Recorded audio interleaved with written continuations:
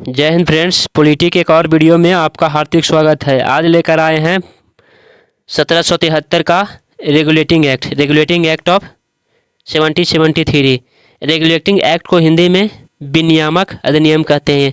Regulating act और किस नाम से जाना जाता है? विनियामक अधिनियम। यह किसके द्वारा लाया गया था? देखिए, यह तत्कालीन ब्रिटिश प्रधानमंत्री नॉर्थ के द्वारा एक गुप्त समिति के आधार पर इस एक्ट को तैयार किया गया था।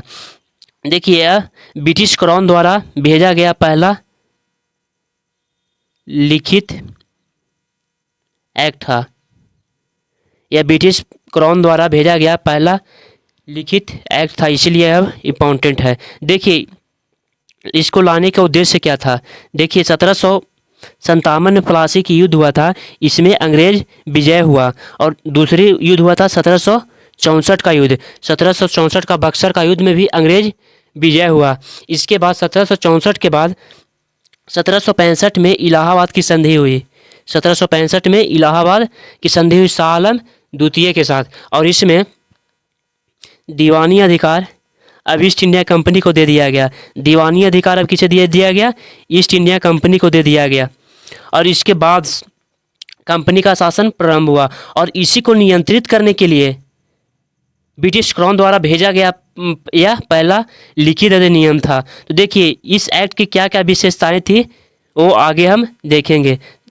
पहला पॉइंट कह रहा है कि इस अधिनियम के द्वारा बंगाल के गवर्नर को बंगाल का गवर्नर जनरल बना दिया गया। मैंने बंगाल के जो गवर्नर था उसको और ऊंचा पद दिया गया, बंगाल का गवर्नर जनरल। और ऐसे में बंगाल के प्रथम गवर्नर जनरल कौन थे? Lord Warren Hastings. बंगाल के प्रथम गवर्नर जनरल कौन थे? Lord Warren Hasting. देखिए, नेक्स्ट पॉइंट इसमें क्या कह रहा है? नेक्स्ट पॉइंट कह रहा है मद्रास तथा बम्बई के गवर्नर को बंगाल के गवर्नर जनरल बना दिया गया। मद्रास तथा बम्बई के गवर्नर को बंगाल के गवर्नर जनरल के अधीन कर दिया गया।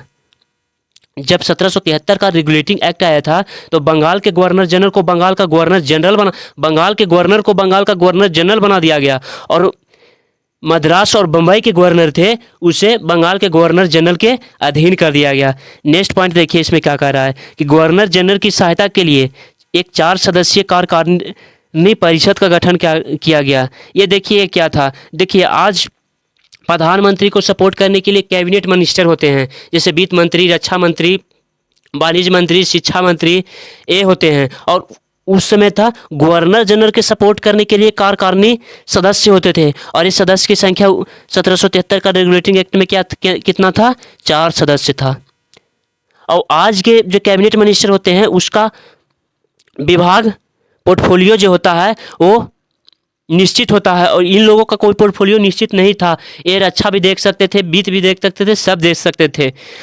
देखिए, नेक्स्ट पॉइंट क्या कह रहा है? नेक्स्ट पॉइंट कह रहा है कि ईस्ट इंडिया कंपनी के प्रोप्राइटर केवल वैसे लोग होंगे जो ईस्ट इंडिया कंपनी में न्यूनतम 1000 शेयर रखते हो। पहले यह 500 शेयर था। देखिए क्या कह रहा है कि ईस्ट इंडिया कंपनी के प्रोप्राइटर, ईस्ट इंडिया कंपनी के सदस्य वैसे लोग होंगे जो ईस्ट इंडिया में 1000 शेयर का हिस्सेदारी रखते हो। जैसे में आज देखिए, अगर कोई भी कंपनी का 30% आप शेयर ले लेते हैं तो उस कंपनी का आप सबसे बड़ा हिस्सेदार हो जाते हैं। तो उसी प्रकार था कि आप 1000 से अगर कम आपको शेयर है तो ईस्ट इंडिया कंपनी में आप व्यापार नहीं कर सकते हैं। नेक्स्ट पॉइंट देखिए क्या रहा है। इस अधिनियम के अंतर्गत कलकत्ता में 1774 में एक उच्चतम न्यायालय की स्थापना की गई। देखिए, रेगुलेटिंग एक्ट आया था 1773 में, उसके एक साल बाद 1774 में कलकत्ता में एक सुप्रीम कोर्ट की स्थापना की गई, जिसमें एक मुख्य न्यायाधीश और 3 अन्य न्यायाधीश थे। और वो कौन कौन थे? देखिए, प्रथम मुख्य न्यायाधीश कौन थे? सर इलियाज इम्पे, ये थे प्रथम मुख्य न्यायाधीश CGI।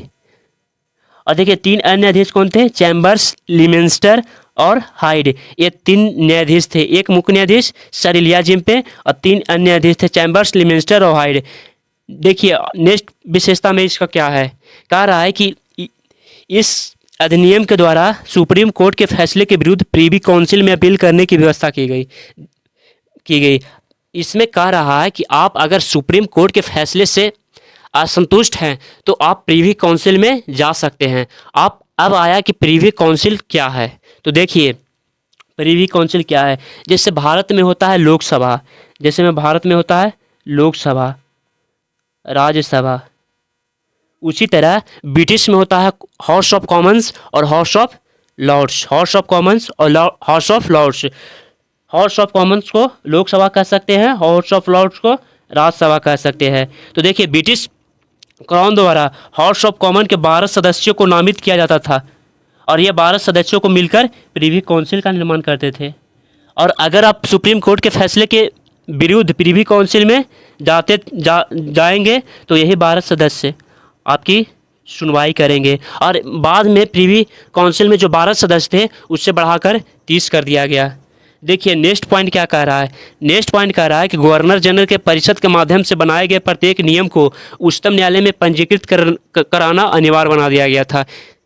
क्या कह रहा है कि अगर गवर्नर जनरल, जो 4 सदस्यीय गवर्नर जनरल के परिषद था, उसमें अगर कोई भी नियम बनता है तो उसके बाद सुप्रीम कोर्ट में पंजीकृत करना अनिवार्य कर दिया गया था। बिन पंजीकृत किए हुए आप इस नियम को लागू नहीं कर सकते हैं, यही नियम था। बाद में इस नियम को 1781 के एक्ट ऑफ सेटलमेंट के द्वारा इसे समाप्त कर दिया गया था।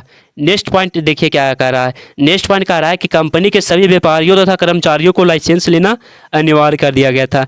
अब आप बिना लाइसेंस के व्यापार नहीं कर सकते हैं। कंपनी के सभी व्यापारियों कर्मचारियों को लाइसेंस लेना अनिवार्य कर दिया गया। नेक्स्ट पॉइंट देखिए क्या कह रहा है। नेक्स्ट पॉइंट और अंतिम पॉइंट है, इसके तहत कंपनी के कर्मचारियों को निजी व्यापार तथा भारतीय लोगों से उपहार व रिश्वत लेना प्रतिबंधित कर दिया गया। 1773 का रेगुलेटिंग एक्ट आया, उसमें कंपनी के कर्मचारियों को निजी व्यापार, पर्सनल व्यापार आप नहीं कर सकते हैं और भारतीय लोगों से उपहार या रिश्वत लेना सख्त मना कर दिया गया। अब 1700 रेगुलेटिंग एक्ट खत्म होता है। अगर यह वीडियो आपको पसंद आए तो चैनल को लाइक, शेयर एंड सब्सक्राइब करें। जय हिंद।